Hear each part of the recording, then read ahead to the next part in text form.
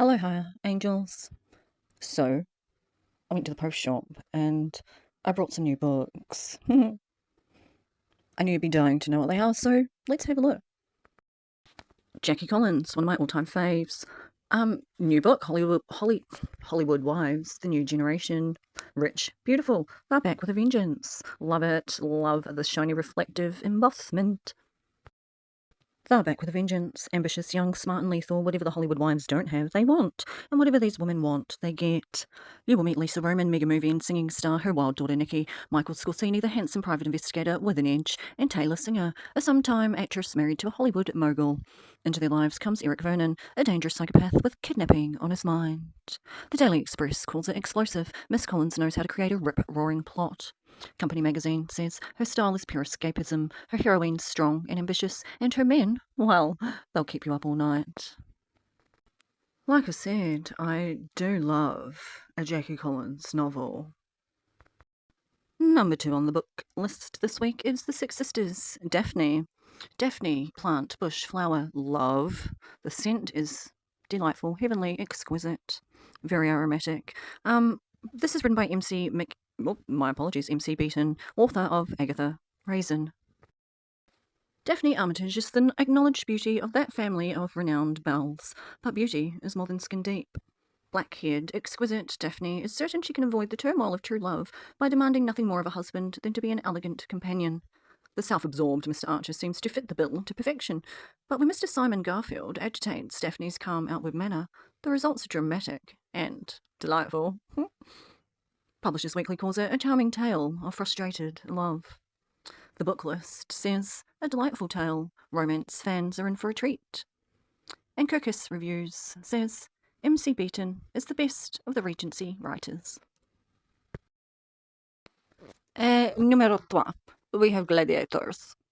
Because from Spartacus to Spitfires, one-on-one combat through the ages by Ben Hubbard. Love the look of this one. I've not read the backs of any of these, really, yet. Just quick skim. Around 180 CE, in the lavish amphitheatres of the Roman Empire, trained gladiators entertained vast audiences by fighting to the death. Armed with a sword, a lance, or a harpoon, the gladiator faced his opponent, a wild animal ready to strike, or a condemned criminal looking to save his own life. When the duel began, bloodthirsty spectators cheered, applauding every severed limb and spurt of blood. Ultimately, there could only be one outcome in the gladiatorial arena: one dead body and one victorious champion. These barbaric battles were a million miles away from the relatively sophisticated pistol duels of the 18th century. A gentleman's duel always followed a dispute, some of which were extremely trivial, and took place in a pre-agreed field of honour, where the two opponents met at dawn, each armed with a gun. The duellers stood back to back with loaded pistols, and at the drop of a handkerchief, they walked a distance away from the other, then turned and fired. The last man standing won the argument. From Billy the Kid in the Wild West to Muhammad Ali, mashallah, in the boxing ring. Gladiators traces the evolution of one-to-one combat through the ages. Oh, look, Conquistadors. I'm definitely interested in reading that. Love it.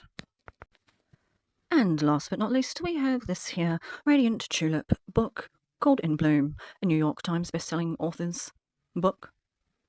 Written by Fern Michaels, Carolyn Brown, and Laurie Foster. Okay, I'm with you now. I see what we've got here. When we turn it over, it'll make sense.